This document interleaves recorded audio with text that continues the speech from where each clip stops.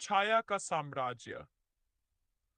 अम्मा के घर से एक भयानक चीख गूंजी थी, इतनी तेज कि पूरे गांव का खून जम गया। लोग हाथों में लाठियां और लालटेनें लिए दौड़े, लेकिन जब तक वे वहां पहुंचे, सब कुछ असामान्य रूप से शांत हो चुका था।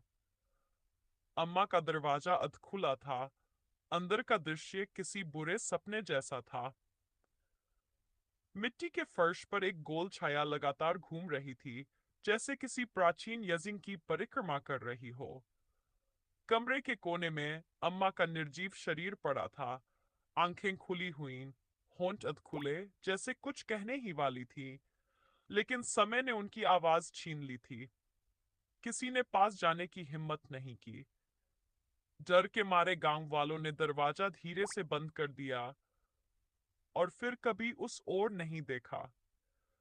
लेकिन वे नहीं जानते थे कि वो घर अब खाली नहीं था। अब वहां वो थी, एक छाया जो अंधेरे से बनी थी, मगर उसका डर उजाले तक पहुंचता था। धीरे धीरे वो छाया पूरे घर में फैल गई।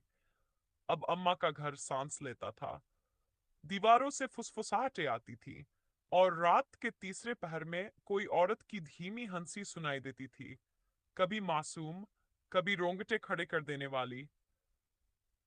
कुछ ही हफ्तों में गांव में बदलाव आने लगा। लोग नींद में बड़बड़ाने लगे, किसी अनजानी भाषा में, किसी अज्ञात नाम को पुकारते हुए।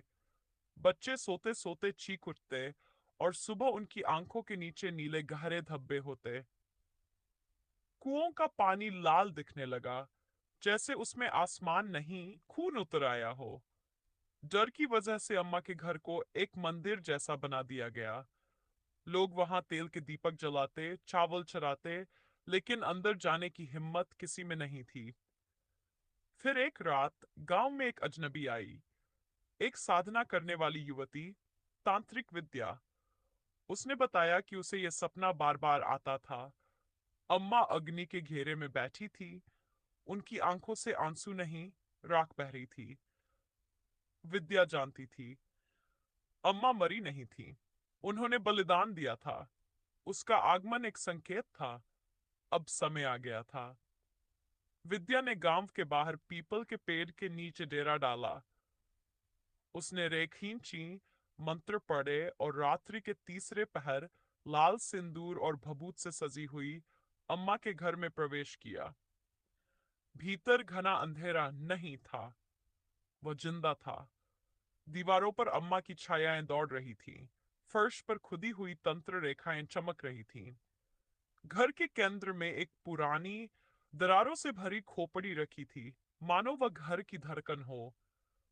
तभी एक ठंडी, कंपकंपाती हवा चली और छाया प्रकट हो गई। एक और आई है मरने। उसकी आवाज में हंसी नहीं, जहर था।